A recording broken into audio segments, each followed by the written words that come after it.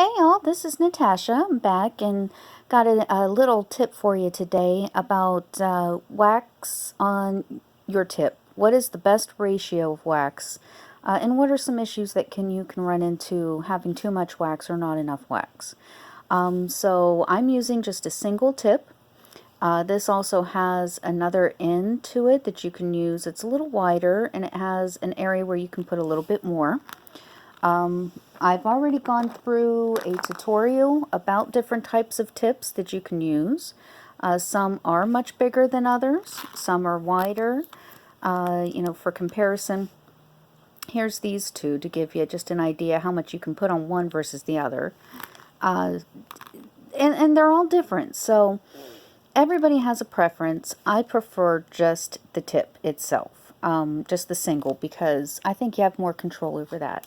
So here's my little bead box where I keep my wax on there.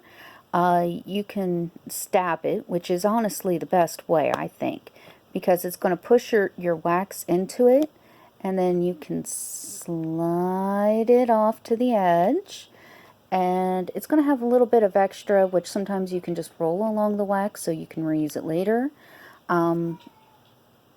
And then your tip is going to have all that wax in there. You see the little pink stuff. And so now it's flat. Because if you just kind of do it like this and you just kind of pull it down, you're going to get a little buildup of wax. It's going to have a little ball on the end of it. And so that little ball is then, as you're pressing on your diamonds, it's going to push up against your diamond and start going all over the place. So with this little guy here, you want it to be able to press down and release it nice and easy. Now, the more you press down on your diamonds, and see, sometimes if you have it on the extra on the sides, this is what happens, is it's going to start picking up extras, not just the one you're going for. And I did that on purpose, so you could see what it was like. But typically when you go down on your diamond, you want to go straight down in the middle. So pretty much you've got the pointy part of the diamond in your tip, and it's pretty much flushed at the bottom. Now, that was a pretty good press.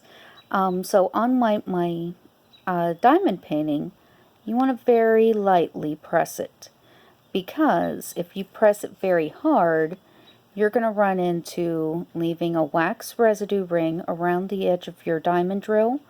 And then what can possibly happen later on is when you try to put a diamond in this spot here, you're going to pick up some of that wax residue, and it's not going to make that next one stick easy, or it's going to just dull your diamond because all that wax is everywhere. Look how much wax is here. Oh, that's so nasty. Oh, good, nasty, no. So, like I said, sometimes they do come with tweezers.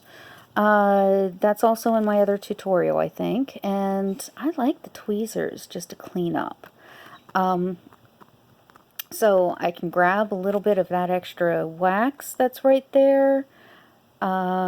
These tweezers are also really good to grab, stray cat hairs that fly around the house, that sort of thing. I actually prefer eyebrow tweezers because they're more fine and they've got a better grip for certain things like that. But again, we want a light little tap and a light tap on your board. Now, every so often, if you press a little hard, or you have way too much wax, it's going to pull the whole ball of wax out of your tip. And then you're going to be stuck with a big little thing. Big little thing? Oh, good. Lordy, I cannot speak today, I'm telling you. Anyways, you're going to be stuck with a big little ball of wax on top of your diamond. Kind of looks a little funny, but, the wax does age. It does kind of get nasty after a while. So, it's the wax's way of saying, hey, it's time to change me out. I'm getting a little nasty here. So, as you're going through, you want nice little light touches, and you want to be able to grab it. Now, let me see if I can try to pull some of this wax off so we can speed up this process.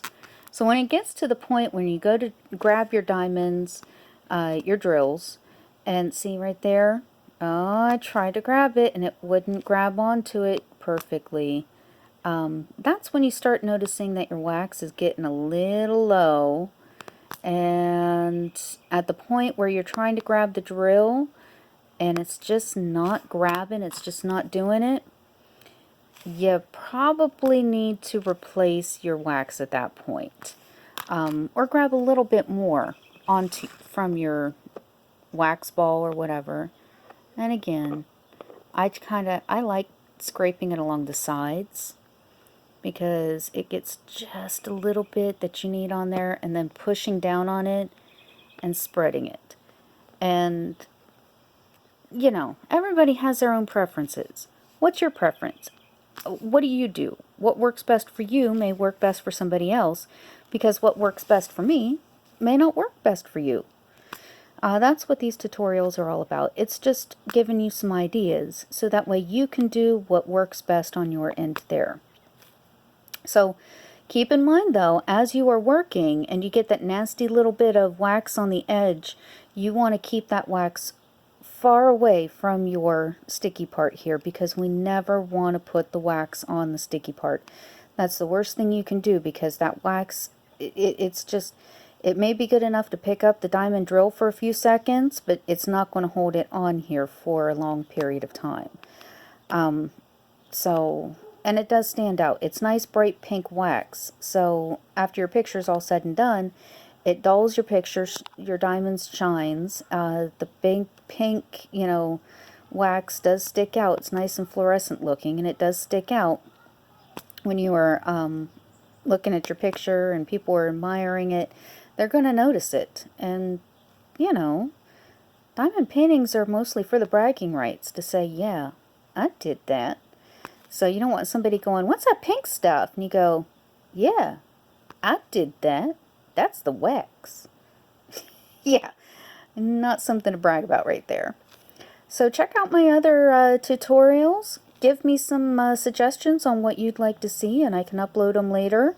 You know, that's what this is all about. Sharing the sparkle, sharing the love. So you have a great rest of your day, y'all. Bye.